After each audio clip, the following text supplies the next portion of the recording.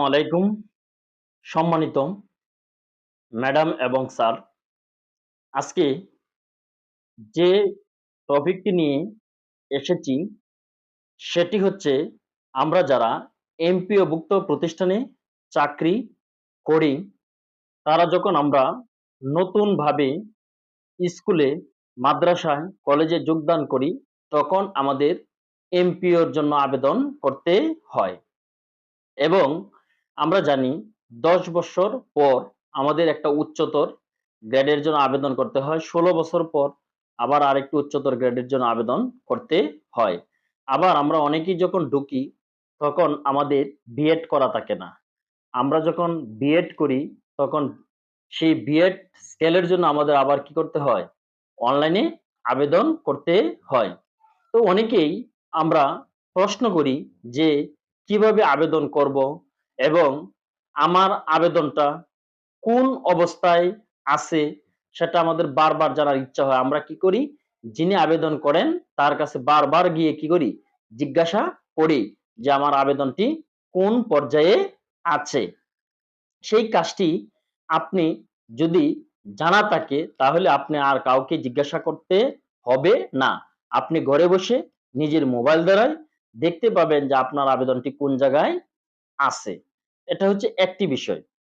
আর আরেকটি বিষয় হচ্ছে যে আমরা যখন আবেদন করতে যাব তখন আমরা জিজ্ঞাসা করি যে আবেদনের জন্য আমার কি, কি কাগজের প্রয়োজন হবে।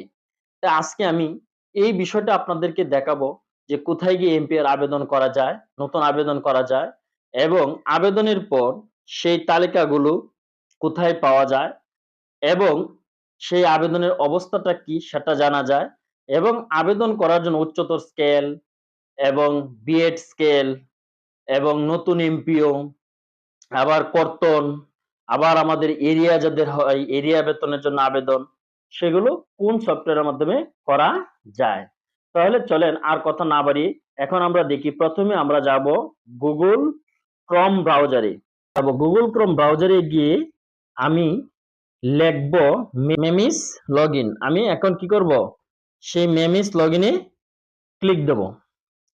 এখন দেখেন এখানে অপশন আছে প্রথমেই মেমিস লগ ইন, অর্থাৎ আমি যখন memis.gov লিখলেও হবে, মেমিস লগ ইন লিখলেও হবে। তাহলে আমি মেমিস লগ ইনে কি করব? ক্লিক দিব। এবার আসেন এই মেমিস লগ ইনে যখন ক্লিক দিয়েছি তখন দেখেন এখানে কি দেখাইছে? এখানে দেখাইছে ইউজার আইডি এবং পাসওয়ার্ড। তাহলে আমরা কি করব? অর্থাৎ আপনি যে প্রতিষ্ঠানে আবেদন করবেন সেই প্রতিষ্ঠানের একটা ইউজার আইডি আছে এবং পাসওয়ার্ড আছে। তাহলে আমি আমার ইউজার আইডি এবং পাসওয়ার্ড দিচ্ছি। এখানে আমার একটা সেভ করা আছে, তো তাই আমি দিলাম। আপনি কি করবেন? প্রথমে এরকম ভাবে কি করবেন? আপনার ইউজার আইডিটা দিবেন আর পাসওয়ার্ড দিয়ে সাইন ইন করবেন। সাইন ইন করার পরে এখন দেখেন এখানে দেখাচ্ছে কি নতুন এমপিও, বিএড, বিএমএড, উচ্চতর গ্রেড, পুনঃনিয়োগ, পদোন্নতি, সংশোধন, বকেয়া, ইন্ডেক্স কর্তন। তাহলে আমরা জানতে পারলাম সেই মেমিসের মাধ্যমে আমরা কোন কোন কাজগুলো করতে পারবো।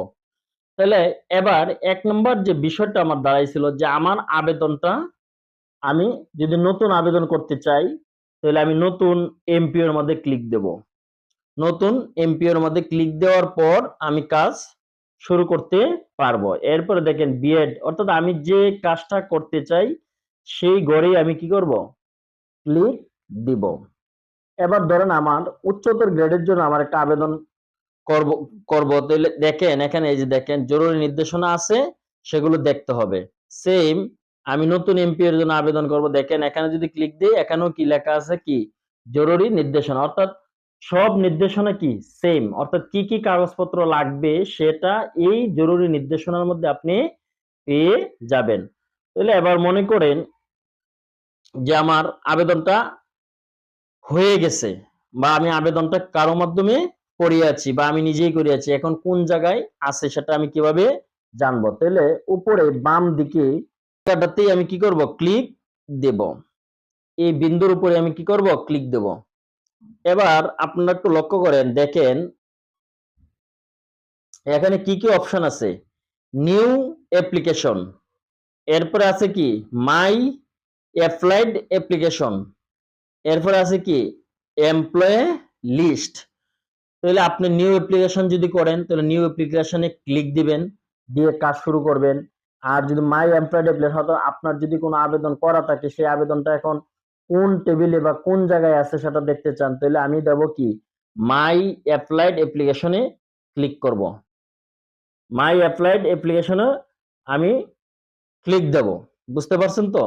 এখন দেখেন এই যে মাই অ্যাপ্লিকেশনে যখন আমি ক্লিক দিয়েছি, এখন এখানে দেখেন ইন্ডেক্স নাম্বার, অ্যাপ্লিকেশন টাইপ, অর্থাৎ যে ইন্ডেক্স দ্বারা আপনি আবেদন করেছেন সেই ইন্ডেক্স নাম্বারটা এখানে দিবেন, আর অ্যাপ্লিকেশন টাইপটা কোন ধরনের টাইপের আবেদন করেছেন সেটা ক্লিক করবেন। এখানে যদি এভাবে করতে পারেন, অথবা ওই প্রতিষ্ঠানে যে যে আবেদন করেছে সেই আবেদনের একটা তালিকা দেখাবে। এখানে লক্ষ্য করেন, এখানে একটা আবেদনের তালিকা দেখাচ্ছে, এই দেখেন অ্যাপ্লিকেশন টাইপ আপার স্কেল, এরপর দেখেন আপার স্কেল, অর্থাৎ এই প্রতিষ্ঠান থেকে কি কি আবেদন করা হয়েছে, নিউ এমপিও, আপার স্কেল, এভাবে। এবার আসেন এখানে দেখেন অ্যাপ্লিক্যান্ট নেম, এখানে যারা যারা আবেদন করবে তাদের নামটা আপনি দেখতে পাবেন। এবার এদিকে লক্ষ্য করেন ফাদার্স নেম, অর্থাৎ যিনি আবেদন করেছেন তার বাবার নাম এখানে দেখাবে। এরপরে মাদার্স নেম দেখাবে, এনআইডি নাম্বার দেখাবে, এখন দেখেন ইন্ডেক্স নাম্বার দেখাবে। তারপর অ্যাপ্লিকেশন স্ট্যাটাস, অর্থাৎ আপনার অ্যাপ্লিকেশনটা কোন পর্যায়ে আছে, দেখেন ইন প্রগ্রেস এট ইউএসইও, এটা ওই জায়গা থেকে কি করছে আবেদনটা ট্রান্সফার করা হয়েছে, অর্থাৎ উপজেলা থেকে জেলা পর্যায়ে আবেদনটা এখন আছে। অ্যাপ্লাই ডেট, অর্থাৎ এখানে 2 জুলাই 2024 কোন দিন আবেদনটা করা হয়েছে। পিডিএফ নাম্বার যদি থাকে পিডিএফ নাম্বার এখানে দেখাবে। এরপরে আপনার আবেদনের অবস্থান যদি আপনি জানতে চান তাহলে ডিটেইলস, এই যে এখানে যদি আপনি ডিটেইলসে ক্লিক করেন তাহলে আপনি দেখতে পাবেন আপনার বিস্তারিত, এই যে দেখেন নিচের দিকে লক্ষ্য করেন, অর্থাৎ আপনি যে আবেদন করেছেন আপনার আবেদনে কি কি আপনি অ্যাটাচড করেছেন সেগুলো এখানে সব দেখাবে। এই দেখেন সবকিছু এখানে দেখাবে। তাহলে এখন আপনি এইভাবে কি করবেন, আপনার আবেদনটা কোন জায়গায় আছে সেটা আপনি দেখতে পাবেন।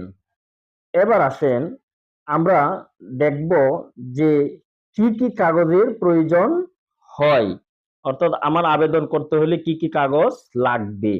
তাহলে দেখেন আমি এখানে উচ্চতর গ্রেডের মধ্যে ক্লিক দেই, দেওয়ার পর এখানে লক্ষ্য করেন একটু নিচের দিকে যাবেন, কি কি কাগজ আপনার প্রয়োজন হবে সেটা আমি ধারাবাহিক এক দেখেন। প্রয়োজনীয় ডকুমেন্ট উচ্চতর গ্রেডের জন্য, এক প্রতিষ্ঠানের সর্বশেষ স্বীকৃতির কপি, 2 গভর্নিং বডি বা ম্যানেজিং কমিটির রেজুলেশন, 3 মৃত্যু সনদের বা পদত্যাগ পত্রের মূল কপি, 4 পেশাগত সনদ প্রযোজ্য ক্ষেত্রে, 5 এনটিআরসিএ নিবন্ধন সনদ প্রযোজ্য ক্ষেত্রে প্রশিক্ষণ সনদ পত্র সহ।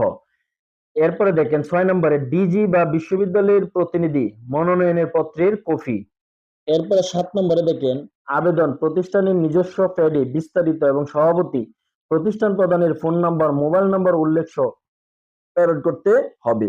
8 নম্বরে দেখেন নিয়োগপত্র, 9 নম্বর যোগদান পত্র, 10 নম্বর যোগদান অনুমোদনের রেজুলেশন, 11 নম্বর ব্যাংক নন রয়্যাল সনদ প্রযোজ্য ক্ষেত্রে, 12 শাখা খোলার অনুমতি পত্র, 13 চাকরির ধারাবাহিক সনদ, 14 বর্তমান গ্রেডের প্রথম ও শেষ এমপিও কপি, 15 শিক্ষক কর্মচারীর তালিকা, 16 আবেদনকারীর প্রথম ও সর্বশেষ এমপিও কপি। এখানে দেখেন 16টা কাগজ আপনার কি হবে প্রয়োজন হবে যদি আপনি উচ্চতর গ্রেডের জন্য আবেদন করেন বা বিএড স্কেলের জন্য আবেদন করেন, সেম এরকম ভাবে প্রত্যেকটারই কি বর্ণনা দেওয়া আছে এখানে।